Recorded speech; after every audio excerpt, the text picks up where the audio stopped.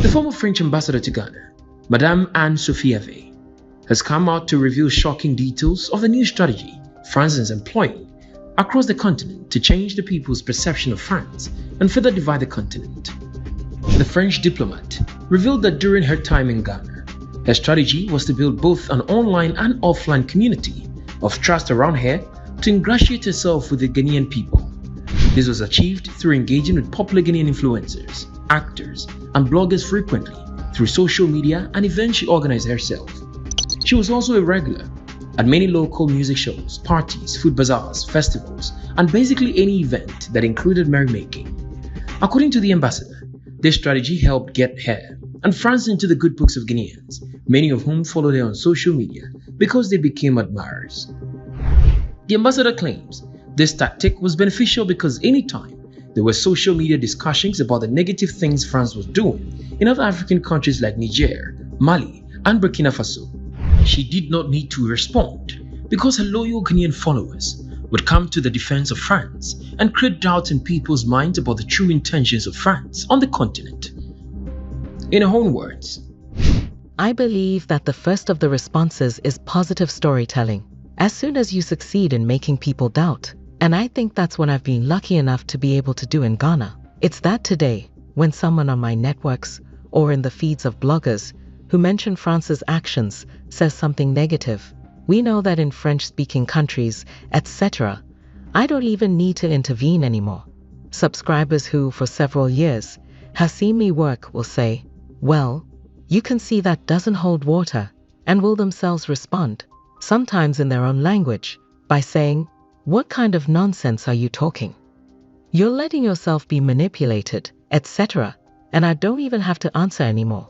From the moment when you have given this positive narrative that you make people doubt, you are going to create cognitive dissonance where people are going to say to themselves, I don't mind saying that France is a bunch of bad guys, but what I see is that they have built this motorway, they have provided electricity to this hospital, they fund associations and artists, they do this.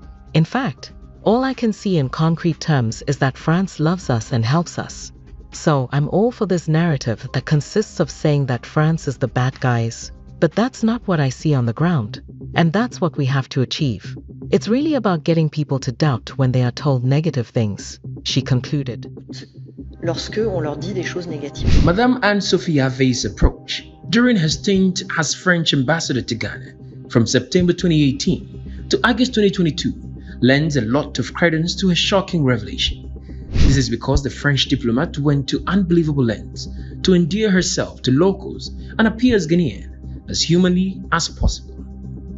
She adopted the local name Akosua and even claimed she was open to marrying a Ghanaian man. Additionally, from 2019 to 2021, she hosted a TV talk show in the country called The Touch of France and became heavily involved in the music industry, linking French artiste Passy and Alti to popular Ghanaian musicians like Sarkodie and Stonebwoy. She also went on to organize the Paris in Accra performance in November 2021, followed by the return leg, Accra in Paris, on April 23, 2022.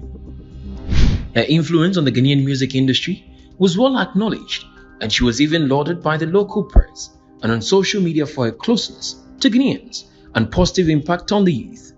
She was almost the most followed ambassador to Ghana on Instagram during her time in the country.